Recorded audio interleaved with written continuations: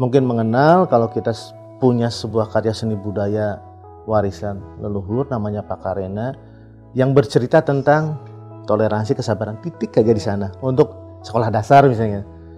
Iringannya itu pure iringan Pakarena, kemudian gerak-geraknya itu dia meloncatlah, berguling, apa semua itu kan sudah nggak sesuai. Gitu. Halo sahabat budaya, selamat datang di podcast BPNB Sulsel. Saya Muhammad Aulia. Kali ini kita kedatangan tamu istimewa, satu Direktur Pembinaan Tenaga dan Lembaga Kebudayaan Pak Yuhdi Wahyudin, dan satu lagi dosen saya Ibu Nurlina Sahrir, seorang praktisi pengamat dan akademisi tari. Selamat datang Bapak, Ibu. Iya, Assalamualaikum. Nah, ke Bu Nurlina dulu. Barusan Ibu bikin pertunjukan yang semua mata teman-teman seniman itu melihat refocusing Pakarena. Itu gila itu. Bagaimana bisa sampai di-create karya seperti itu, Bu? Sampai lahir dua kombinasi, satu fotografi dengan Pak Gunawan Manoharto dan juga tari Pakarena itu sendiri. Boleh diceritakan? Iya, jadi diawali dengan proses-proses dialog, karena memang koreografi dan fotografi itu berbeda tapi saling membutuhkan sebenarnya, karena kita juga kalau misalnya bergerak pentas kemana ya, kalau nggak dibidik juga kan nggak ada ininya, sehingga ini semua yang menjadi bahan kita untuk mencoba melihat bersama gitu. Kita memasuki ruang-ruang kita, tari dan fotografi. Itu yang pertama. Kemudian yang kedua, bahwa memang hal ini kan sepertinya baru ya. Sudah banyak juga yang menulis bahwa setelah melihat pertunjukan kemarin itu baru kepikiran bahwa kenapa enggak itu bidang-bidang seni yang lain itu bisa saling kolaborasi gitu. Setelah melihat hasil kami yang kemarin itu. Iya. Nah, itu, dan saya pikir ini juga sesuatu yang menarik ya, apalagi yang diusung itu adalah tari tradisional etnik Makassar, gitu. Pakarena yang memang proses pengembangannya itu udah cukup panjang juga gitu, mulai dari ritual, kemudian kembali masuk ke istana, kembali lagi ke masyarakat, seperti apa bentuk-bentuk yang berkembang kepada androng-androng guru yang mencoba untuk menjaga dalam tanda petik. Nah, kebetulan karena saya juga ada di dunia pendidikan, sehingga ya itulah semua yang membuat kita bersama-sama dengan yang lain untuk bisa melihat ini. Namun yang pasti bahwa kita juga tidak mengabaikan perubahan-perubahan yang terjadi di masyarakat kita. Sekarang lagi tren IT, bagaimana persentuhan-persentuhan itu bisa kita lakukan tanpa mengurangi makna. Teman-teman di Instagram BPMB Sulsel lihat refocusing Pakarenanya Bu Lina, tanyakan apakah yang diceritakan tokoh penarinya atau tarinya itu sendiri. Pakarena itu multi tafsir. Kalau kita lihat arti ininya, bahwa Pakarena itu adalah orangnya ya, pemainnya, Pakarena. Pa itu pemainnya gitu. Iya. Kalau Akarena itu kan bermain gitu. Ketika ada Pa itu pelakunya. Berarti kita ngasih kalau untuk yang karya kemarin itu seperti itu, sehingga ada beberapa testimoni juga yang masuk ya, yang coba ini dari sekian ini semua berbeda sudut pandangnya. Jadi ada yang melihat bahwa Pakarena itu adalah manusianya, kemudian juga ada yang melihat aktivitasnya, kemudian ada juga yang mencoba untuk Pakarena itu sebuah arena.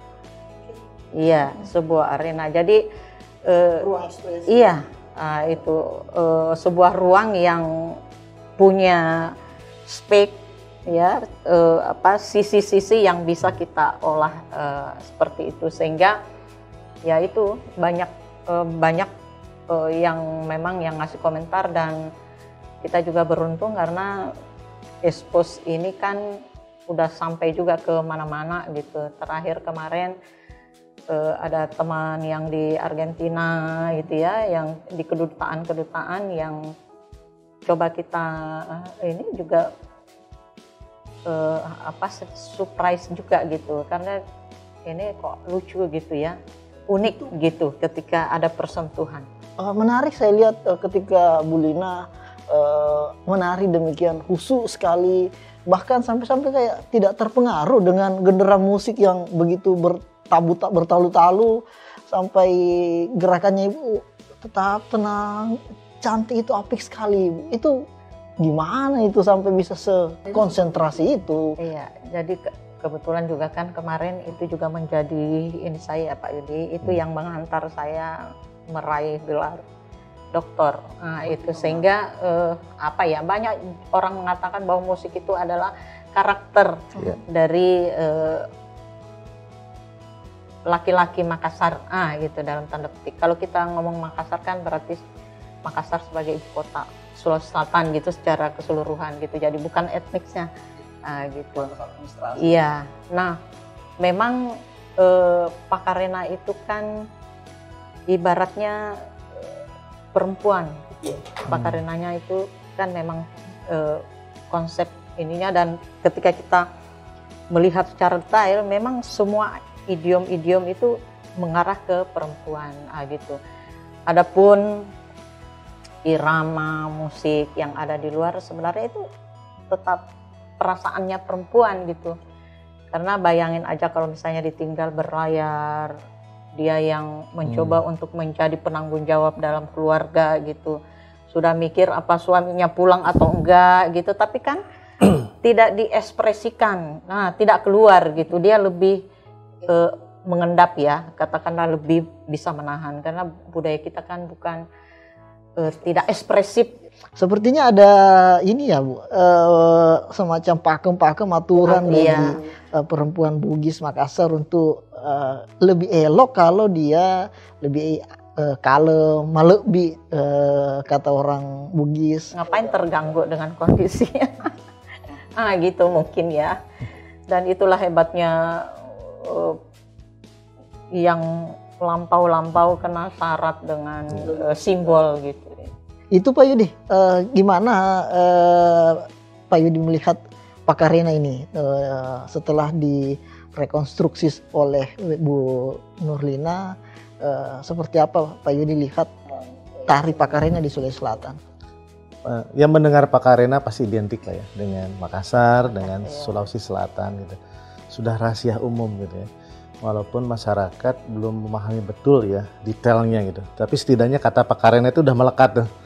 Menjadi label ya untuk identitas sebuah identitas, sudah menjadi ciri khas, dan tentunya kita mengapresiasi berbagai upaya gitu, baik para pelaku maupun pemerintah daerah, termasuk kemarin Bu kegiatan refocusing ya, kolaborasi antara seni pertunjukan dengan fotografi gitu. Karena sebetulnya seni pertunjukan itu sebuah ranah yang tidak autis. Coba kita bayangkan ya, seni pertunjukan itu di sana ada yang membuat desain pakaian, ada tata lampu, ada tata panggung, tata musik, ada koreografernya, banyak sebetulnya. Dan itulah yang menyebabkan kenapa memang bukan harus kolaborasi, memang sudah menunjukkan sebuah produk kolaborasi sejatinya gitu. Dan sekarang karena eranya sudah berubah, ada perkembangan IT dan lain-lain, pendekatannya sudah media baru. Jadi jangan kita tidak bisa menutup mata dengan perkembangan tersebut. Cuma saya tadi memang mencatat ya yang disampaikan Ibu, perubahan itu kan kesejatian ya. Kita tidak bisa menolak perubahan. Tetapi yang kita pertahankan sebenarnya value, nilai. Pakarena diantaranya ada pesan-pesan seperti itu. Dan di sana juga kan menunjukkan kekuatan seorang ibu ya, ibu pertiwi gitu. Ibu gitu ya. Bukan masalah gender aja kalau saya melihatnya gitu. Sebuah kekuatan gitu ya. sebuah kekuatan. Ibu Pertiwi dan Pak Karena itu dengan ketenangannya dia bisa menyelesaikan berbagai masalah gitu ya. Nah ini juga harus di cross nih Bu dengan karakter masyarakat Makassar sekarang. Padahal pesan-pesan Pak Karena sudah luar biasa. Apakah gitu ya putri-putri Makassar sekarang generasi mudanya seperti itu gitu. Ini pertanyaan kita semua. Atau malah cenderung reaktif, demo terus dan lain-lain gitu ya. Nah itu pun nilai-nilai yang menurut saya harus diinternalisasi dan berbagai cara gitu. Dan saya mengapresiasi karena kan sudah ada channel YouTube, sudah ada medsos, sudah ada buku-buku dan lain-lain. Mungkin yang harus dipertimbangkan adalah apakah sajian-sajian ke khalayak tersebut sudah disesuaikan dengan segmentasinya, dengan pasarnya. Karena itu ada psikologi massa itu. Mungkin untuk anak-anak tidak mungkin kita menyampaikan transenden, terus makro, mikrokosmos, terus value. Mungkin dengan animasi, dengan komik, dengan ibu yang mengasihi anaknya. Pada itu pesan Pak Karena. Untuk SMP apa, SMK apa gitu. Untuk para pelaku seni apa gitu. Karena jangan sampai ada gap gitu ya. Misalnya kemarin waktu Ibu Lina dan Pak Gunawan menggelar gitu ya, refocusing. Saya paham pasti segmentasinya beda. Karena masyarakat umum pasti bingung gitu. Kalau yang awam. Tapi kan sudah diputuskan dari awal, ini kolaborasi dan segmentasinya ini. Selalu ada segmentasi, kita tidak bisa merangkul semuanya gitu. Dan itulah sejatinya layanan ya. Layanan kita para pelaku seni, praktisi, akademisi dan pemerintah terhadap masyarakat gitu. Jadi bagaimana agar niat baik kita, produk layanan kita itu bisa sampai dan dipahami sesuai dengan ekosistemnya, sesuai dengan kapasitasnya gitu. Ya, Atau saya kira itu juga menarik ya Pak. Jadi memang kalau untuk Pak Karena itu peruntukannya bukan untuk anak-anak, tapi dia katakanlah sudah 17 tahun ke atas. Ada gitu. kematangan ya? Iya, kematangan ini karena memang terlalu berat. Ya. Kalau misalnya itu dipelajari, makanya kenapa kurikulumnya yang kita itu untuk mahasiswa dan sekolah menengah atas gitu, SMA. Mulai SMA itu karena itu syarat itu. Nah ini juga sebenarnya yang menjadi persoalan ketika misalnya guru-guru di sekolah-sekolah menengah ini katakanlah SMP, SD itu menampilkan memberikan Pak Karena yang itu kan juga itu tadi kaitannya dengan pernyataan Pak Yudi bahwa ada segmennya sendiri gitu. Jadi seperti itu dan memang apa yang tersaji mulai dari bawah sampai atas kepala itu berat untuk anak-anak.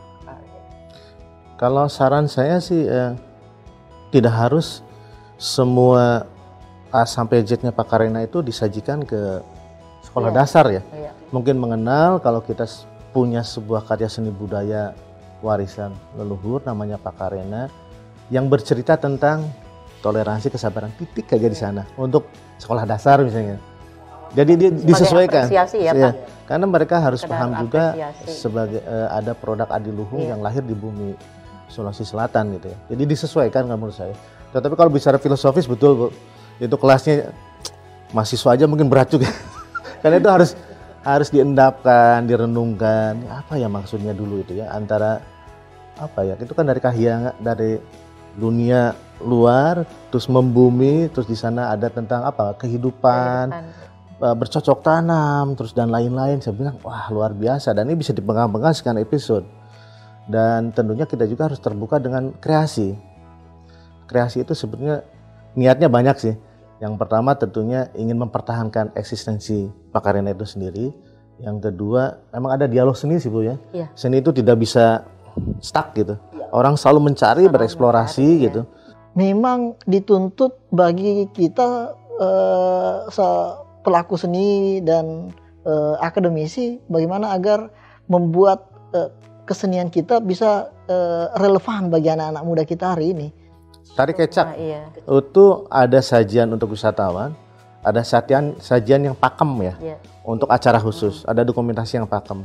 Mungkin Pak Karena juga ada yang pakemnya gitu. Dipertahankan baik dokumentasi maupun sajian, tapi ada untuk sajian-sajian wisata budaya misalnya. Wayang golek itu sekarang sudah dengan media baru.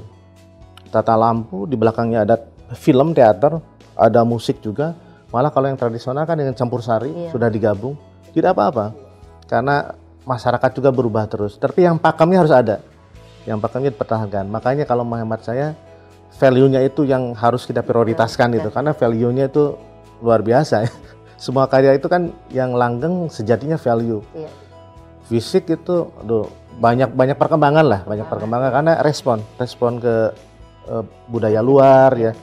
Terus selera masyarakat gitu, kalau physically ya. Tapi value-nya itu yang harus kita pertahankan gitu. Nah itu yang kadang-kala kita persalahkan. Kita kadang-kala menyebut kebudayaan kita sulit untuk berkembang karena ada pengaruh dari budaya barat atau Korean pop hari ini. Padahal sejatinya kegagalan kita meng-create kesenian, kebudayaan kita untuk tetap bisa update dan relevan bagi kekinian.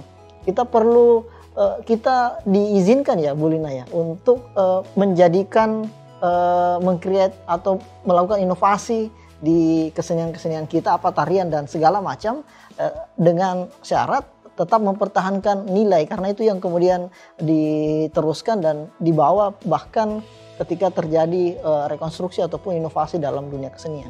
Nah, saya ke Bu Lina terkait dengan nilai dengan tarian tradisi kita di Sulawesi Selatan, apa yang kemudian perlu ditarik dan tetap dipertahankan, dan bagian mana yang kemudian bisa dikreasikan, bisa dirubah dan segala macam. Kira-kira di tari Pakarena itu seperti apa, Bu? Jadi kalau misalnya Pakarena itu jangan sampai ada gerak yang loncat. Itu aja, sederhananya begitu gitu. Karena dasar pijakan itu jelas gitu. Kalau kita melihat bahwa Pakarena itu adalah pertemuan antara gunung laut. Iya. Tanah itulah pijakannya Pakarena. Jadi kalau misalnya dia ekspresi itu ada di laut misalnya ya, walaupun tenang tapi dia bergelora misalnya seperti itu. Kemudian kalau ketika dia ada di gunung, dia memang harus selalu ke atas seperti itu. Nah, makanya kenapa bahwa ciri identitas awalnya Pakarena itu ada pada kaki bagian bawah gitu. Jadi jangan kadang-kadang adik-adik juga kalau misalnya memakai iringannya itu pure iringan Pakarena, kemudian gerak-geraknya itu dia meloncatlah, berguling, apa semua itu kan sudah nggak sesuai gitu. Itu yang mendekati ketika kita ngomong tentang teknik ya. Kemudian ada hal lain juga, misalnya atribut yang melekat ya, misalnya kadang-kadang juga adik-adik karena kata kreativitas itu diartikan bahwa dia bisa berbuat sesuka dia gitu, tapi juga harus hati-hati gitu, karena kalau Pakar itu kan jelas banget itu Makassar. Ketika misalnya ada ornamen lain dari etnik yang lain, itu berarti kan sudah tidak ini lagi, walaupun alasan kreativitas itu ada gitu. Boleh aja gitu kan kita. Sekarang Pakarena pun sudah mulai ada henna-hennanya, ada rias-rias tangan, itu enggak masalah ketika kita melihat dari segi estetika. Gitu kan. Bisa kita kasih pemanaan gini bahwa dahulu kala kan juga kita pengaruh-pengaruh luar itu, apalagi kalau untuk kita itu kan dulu jadi bandar niaga terbesar pada waktu itu gitu, sehingga ketika misalnya ada yang berlabuh, ada apa, raja tinggal melihat kan ada apa di situ, dia lihat warna, oh itu ambil ke adopsi gitu. Nah, itulah yang misalnya dalam tanda petik dijadikan sebagai warna-warna yang ada di kerajaan misalnya. Kemudian itu kok bagus ya, pakai gitu kan, rias-rias itu kan India gitu, ininya, tapi itu sah-sah aja gitu ketika ditempatkan pada tempat yang semestinya. Yang gitu. tidak boleh itu penggunaan. Misalnya kalau kita nggak mungkin kita injak gendang ya. Ya itu kemarin. Gitu. Berdalih atas dasar kreativitas. Tidak boleh. Kebablasan namanya Kebablasan kan. Kalau Toraja naik di gendang itu memang gitu. Sama gong juga. Iya, gitu. Jadi banyak hal lah itu. Makanya nih adik-adik juga, karena ya itu pelan-pelan diberi pemahaman. Iya, edukasi ketika misalnya ada workshop, ada apa, tempat kita untuk mencoba untuk menempatkan sesuai porsinya masing-masing. Nah, itu semestinya seorang seniman, utamanya seniman-seniman muda kita itu perlu tahu ruhnya sebuah karya yang kemudian mau dilakukan kreasi. Setelah paham akan esensi karya tersebut, barulah diizinkan untuk melakukan kreasi.